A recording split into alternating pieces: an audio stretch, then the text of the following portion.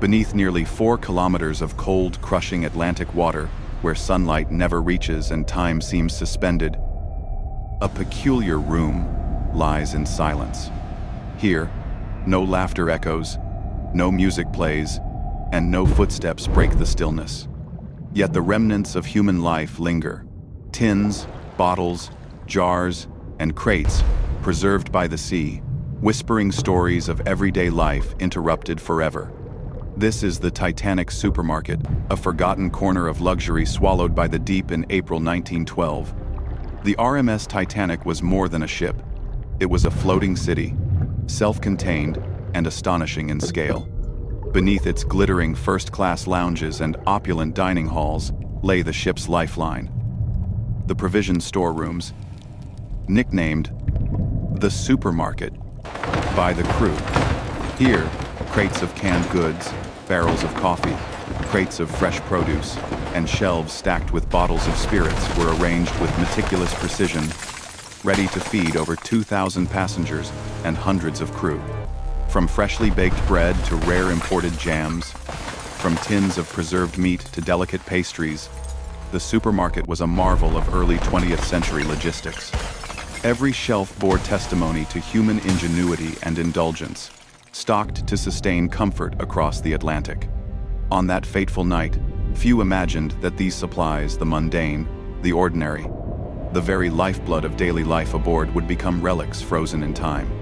More than 70 years later, deep-sea explorers reached the wreck, descending into the dark corridors of the lower decks, their floodlights illuminated the surreal sight of the sunken supermarket. Rows of shelves, once orderly, now leaned precariously, encrusted with rust and coral. Wooden crates had splintered, but many remained intact, their contents suspended in silt-laden water. The first glimpses were extraordinary. Glass bottles intact, labels faded but legible, ceramic jars still sealed, tins of fruit and vegetables, some bulging, some flattened, as if pressed by the weight of centuries. Even small baskets and boxes of baked goods, long since decayed, left impressions in the surrounding silt, ghostly shadows of consumption frozen in the deep. Every object told a story. A crate of oranges might have traveled from Spain, a tin of meat from Canada, a jar of marmalade from England, distant lives preserved together in a sunken time capsule. Historians describe the Titanic's provision rooms as lifelines of routine and comfort. For the passengers, they were invisible marvels. No one saw the careful labeling, the stacking, the inventory management. Yet without them, the luxurious voyage would have unraveled. Crew members worked tirelessly to ensure supplies were fresh and available, moving with precision between ice-filled cold rooms and pantry shelves. On the night of the sinking, the chaos of the iceberg's impact rippled through these lower decks. Boxes toppled, jars shattered, liquids diffused into the water.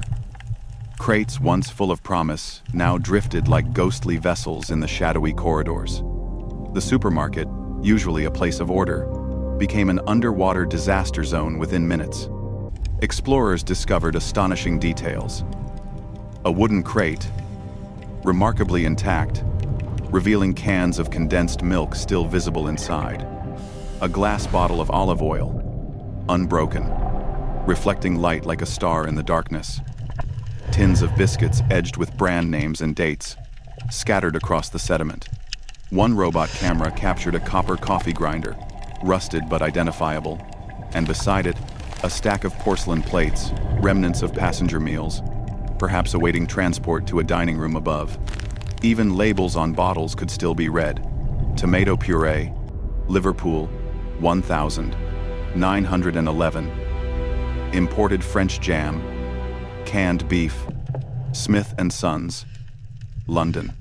Every artifact was a testament to human desire for comfort, taste, and familiarity, all suspended in silence beneath the waves.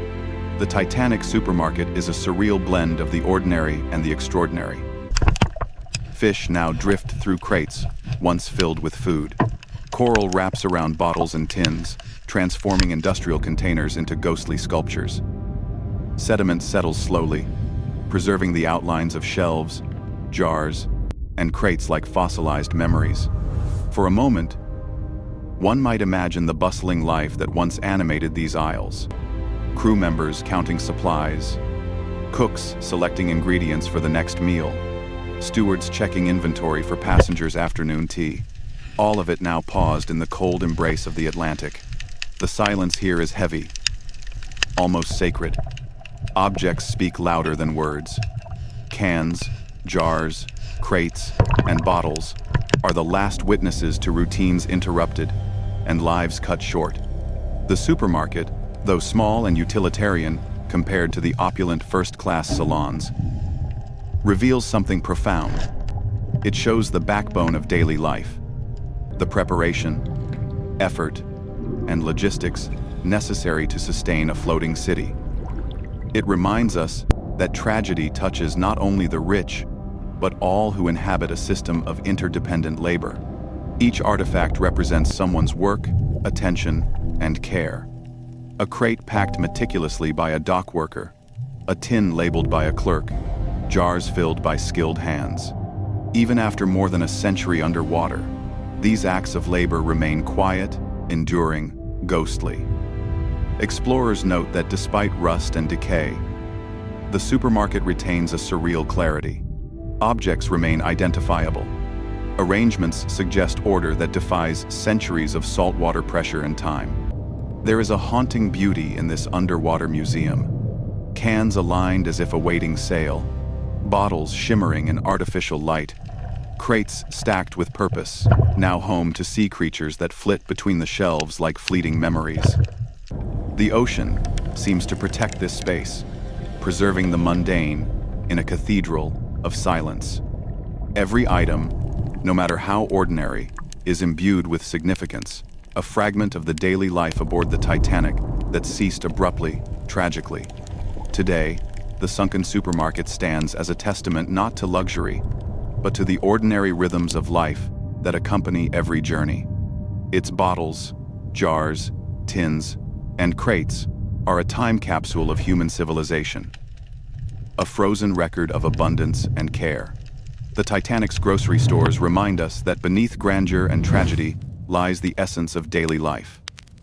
The preparation of meals, the handling of provisions, the invisible work that makes survival and comfort possible.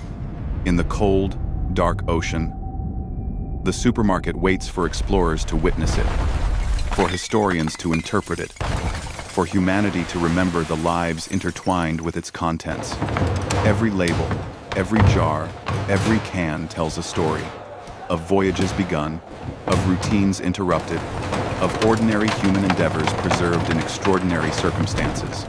Beneath the waves, in a world forgotten by time, the Titanic supermarket still exists, a silent archive of life, labor, and memory, where the echoes of a vanished world linger, whispering their secrets to those who dare to listen.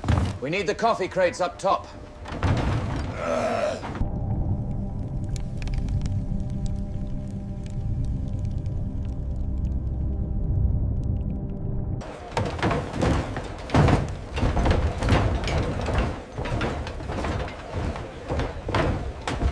Careful with that stack, man. Hey, moving the spirits now. Where does the coffee go? Aft, section 3.